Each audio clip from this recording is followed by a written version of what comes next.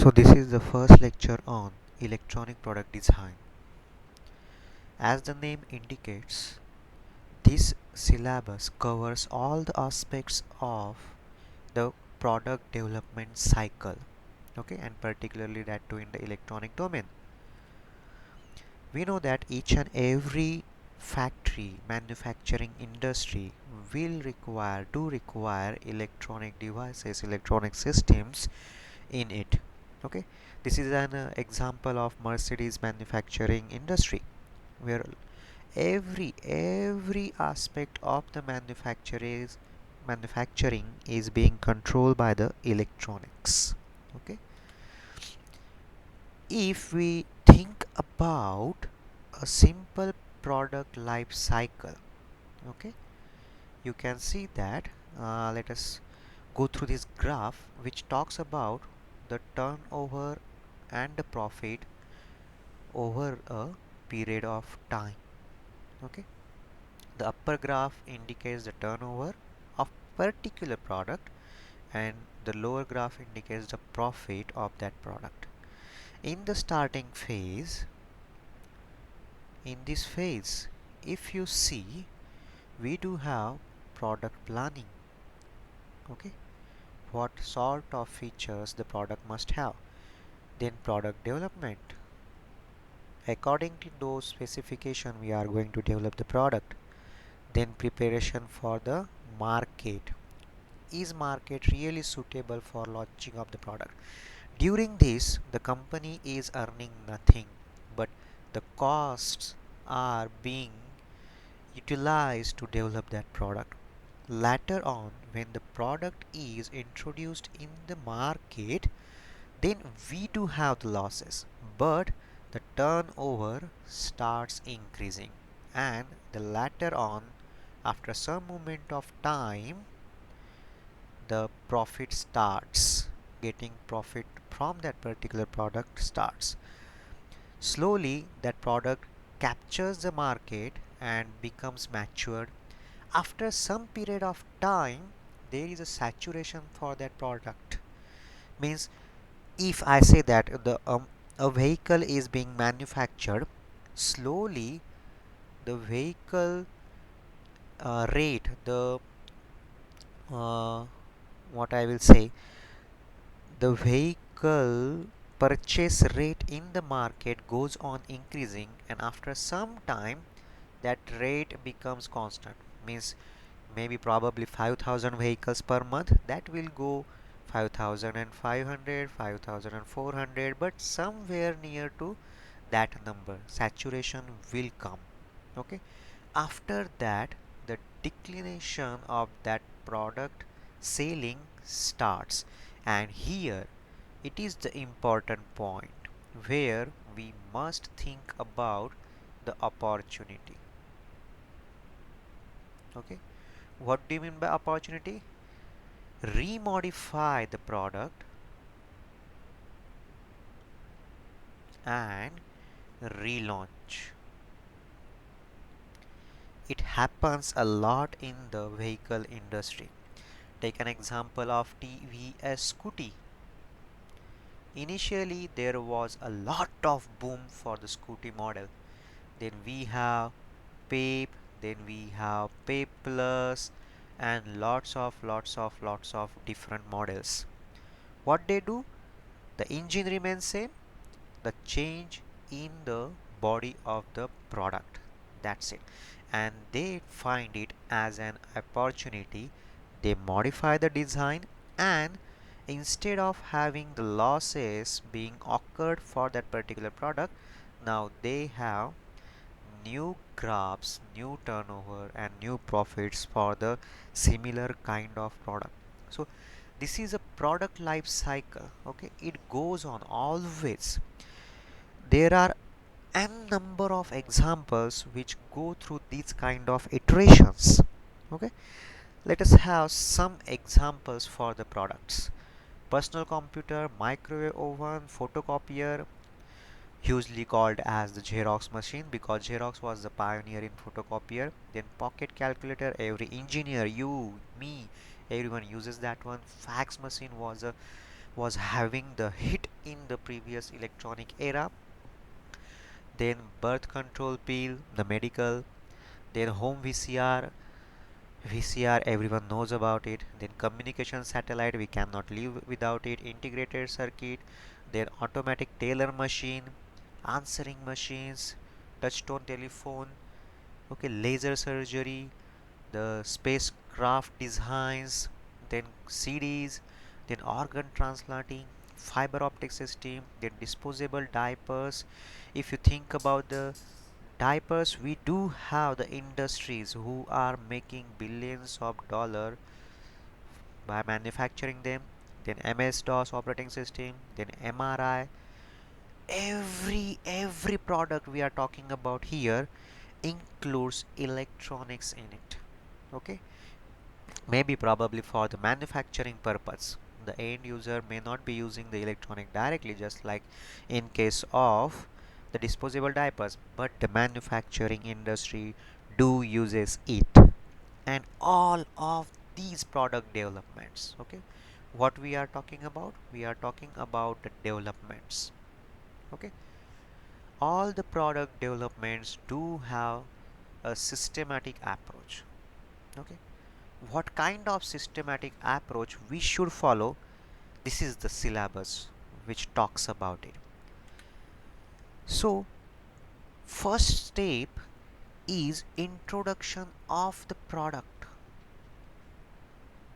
What do you want from that particular product? What are its specifications? Okay, then what sort of hardware will be required, what sort of testing methodology should be adopted while designing the hardware of that particular product. If we are associated with hardware, will we require any sort of software? If yes, then their associated testing methods. Okay, nowadays we know that 99% of the electronic product systems or manufacturing systems are embedded systems. They do have the combination of hardware as well as software. Okay, so if you want to have a hardware, debug it. If you want to have a software, debug it. Okay, then later on we do have the PCB design for that particular hardware. This was the design part. Okay, this was the actual specification design part of the hardware, and as the circuit of that particular design is being prepared, we must think about the PCB.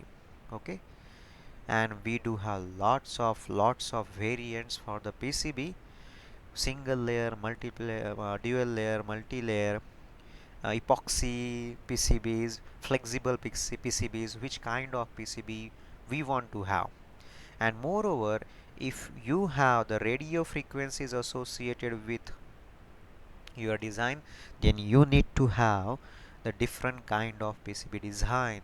Only copper material will not help, we have to think about the different materials as well. Then after we are ready with hardware, we are ready with software, we are ready with PCB, and everything is assembled into a package, then we can say that okay, the prototype of the product is ready, and now we want to debug it and we want to test it in the real time environment.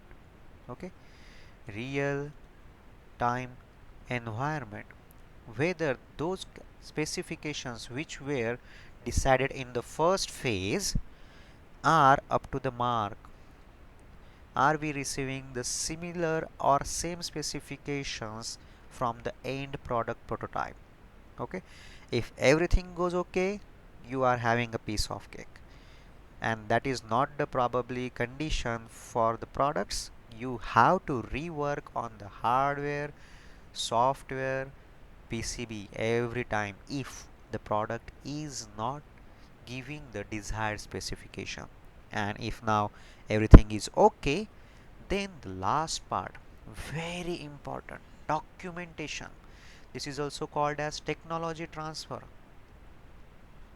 Okay,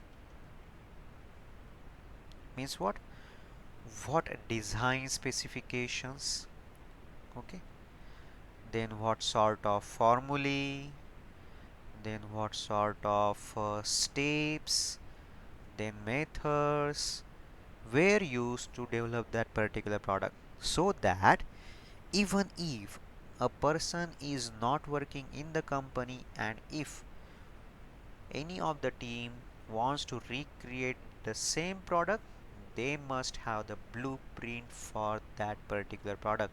And most one of the important things is bill of material. This is very important because this is going to decide the maximum retail price of your product. If you don't think about how much cost is being invested to develop that product, you really cannot work on the MRP or pricing of that material. And this is the syllabus for this subject, electronic product design.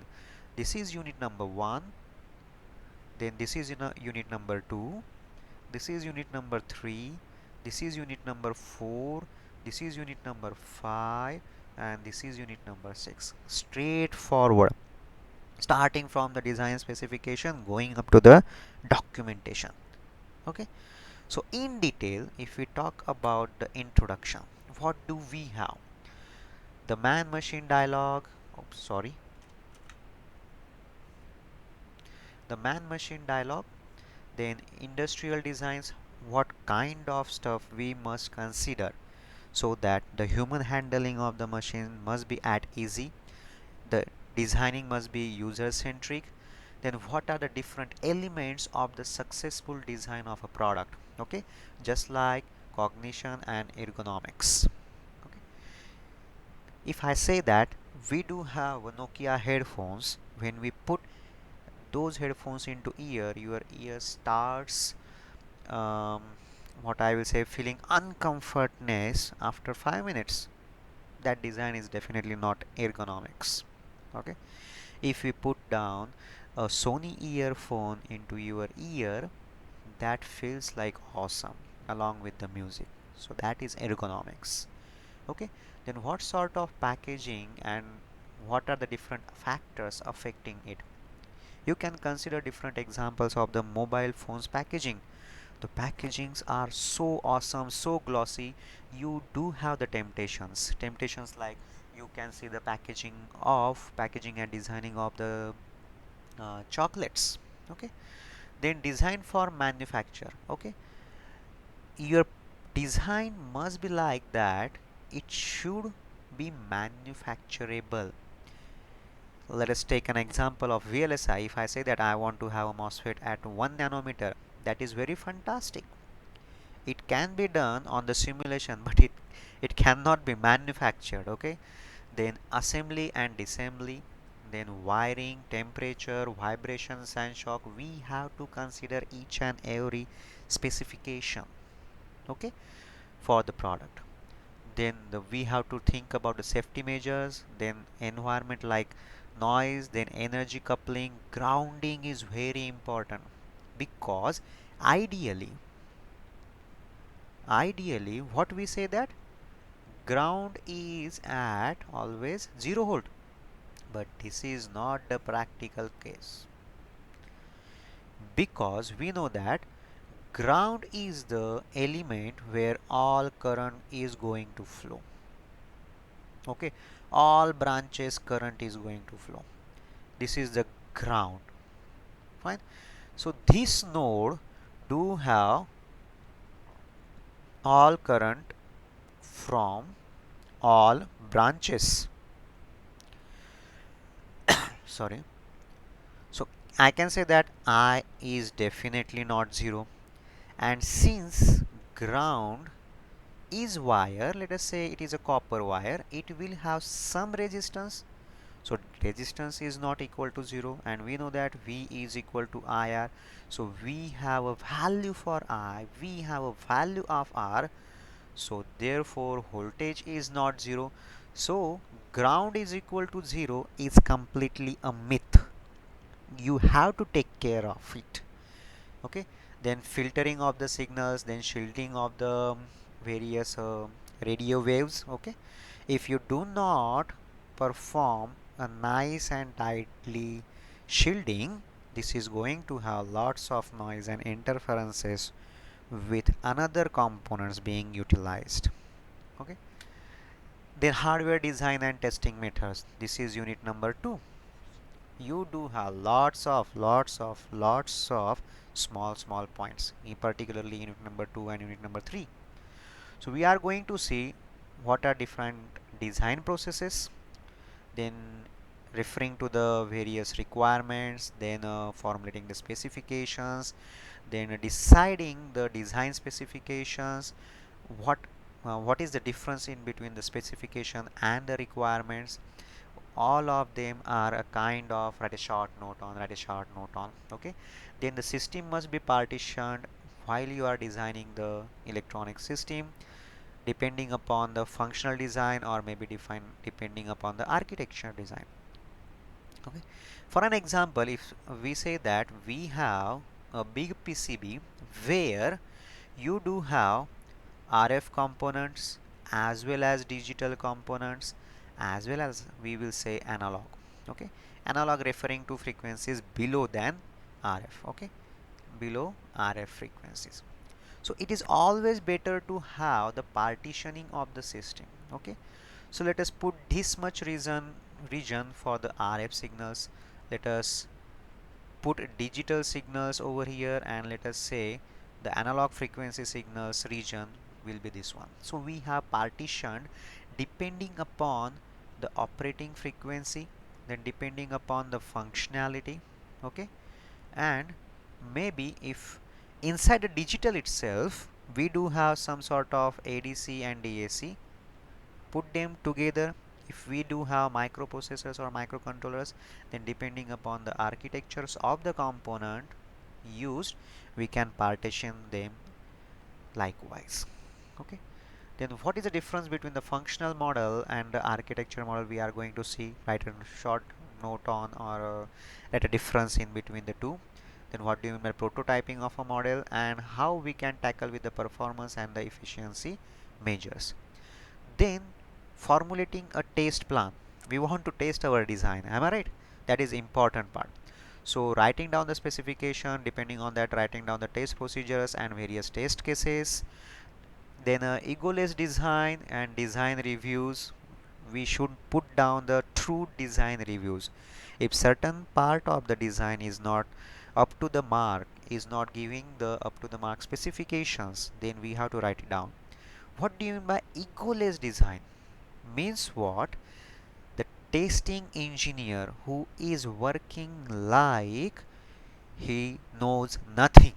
Okay. So testing must be done in a way that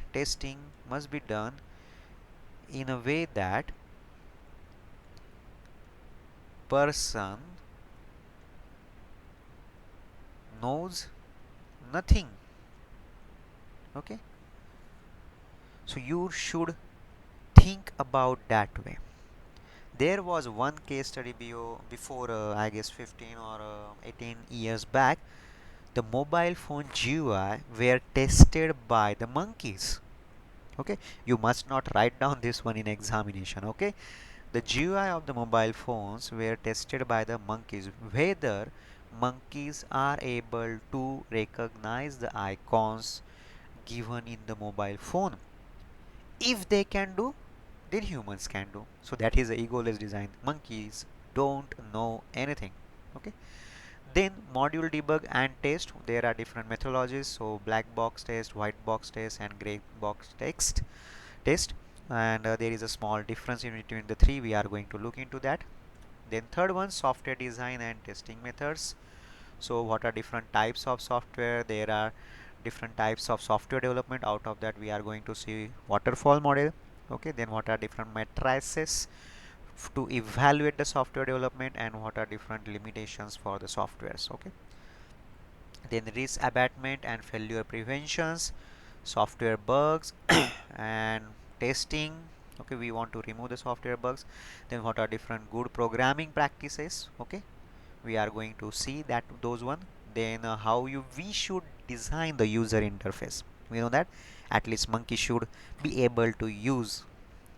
So then later on we are going to see embedded real-time software, what are different kind of softwares available with us. Okay. Then going for unit number 3, that is once again a hardware part that talks about a simple definitions and the basic introduction with the PCB design.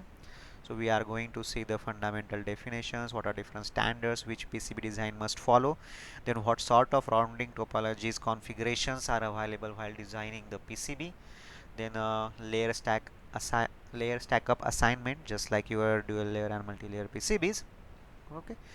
If you have observed, I don't know whether you have paid attention towards it, but when we do have PCB tracks which are flowing on the PCB, we never have these kind of angles. We always have these kind of angles. Okay, you might have noticed this one.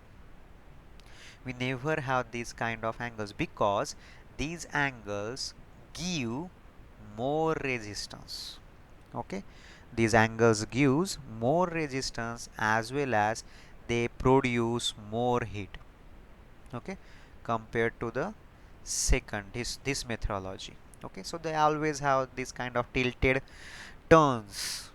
Then grounding methodologies, very interesting. Just before some time we have discussed that the ground is actually not at 0 volt.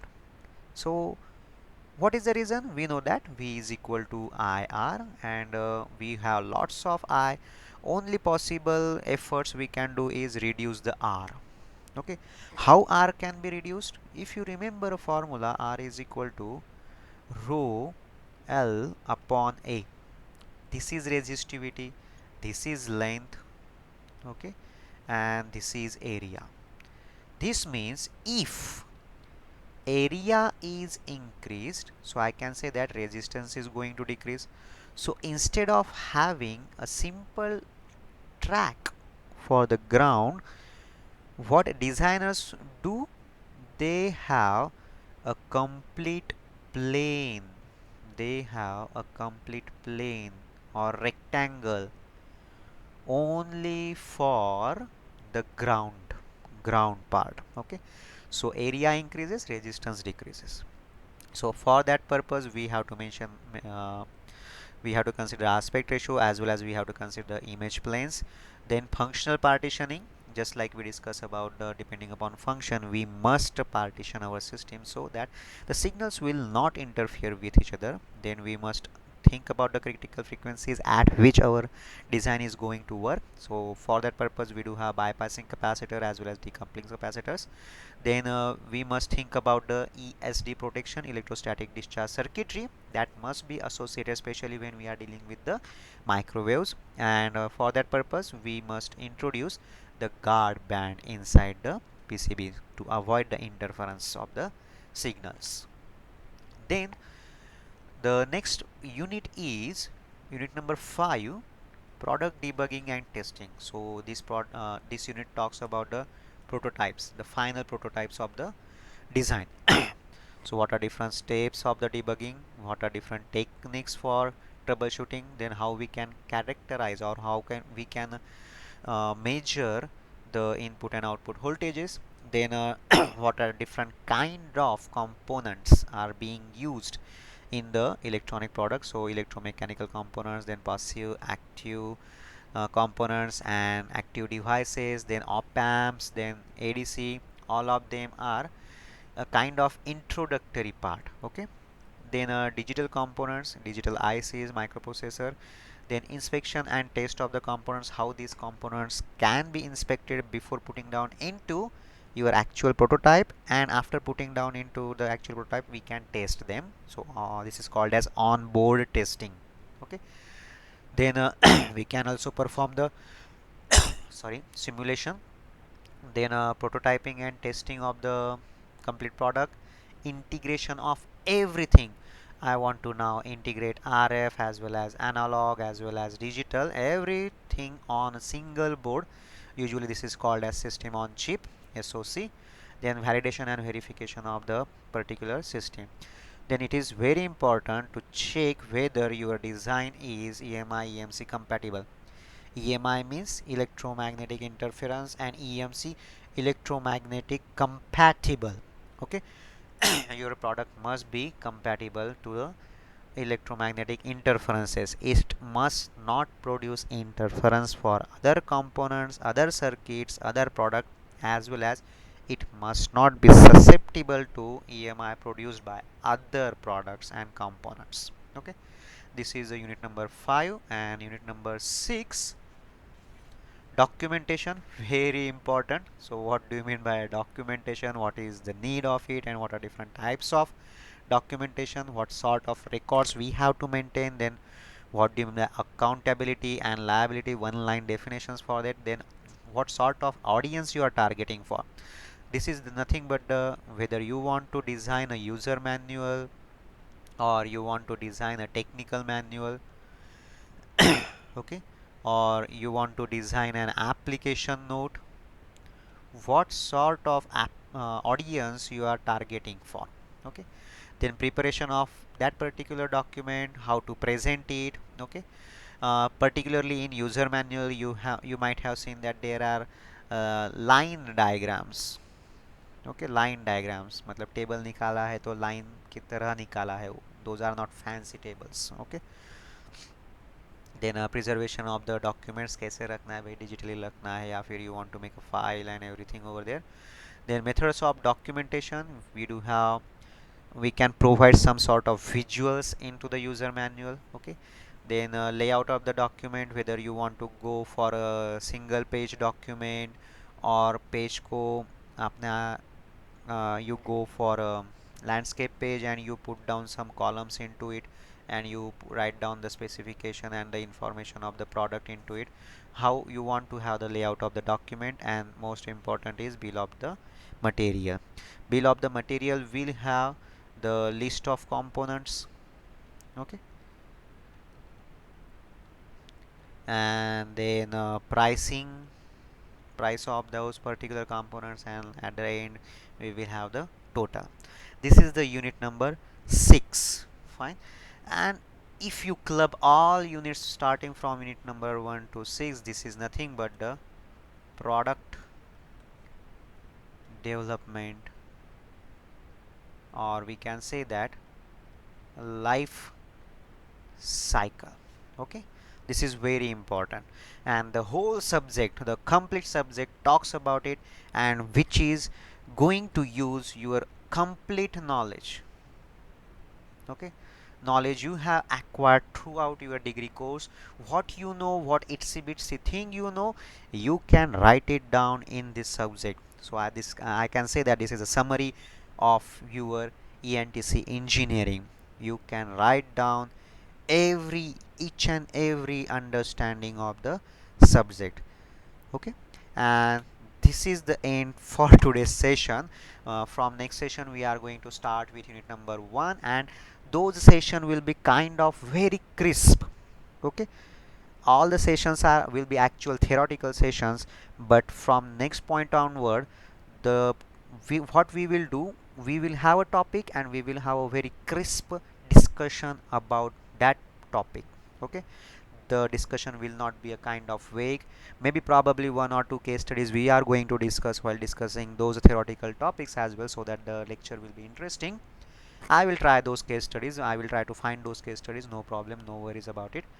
But for today's session, that's all. Thank you.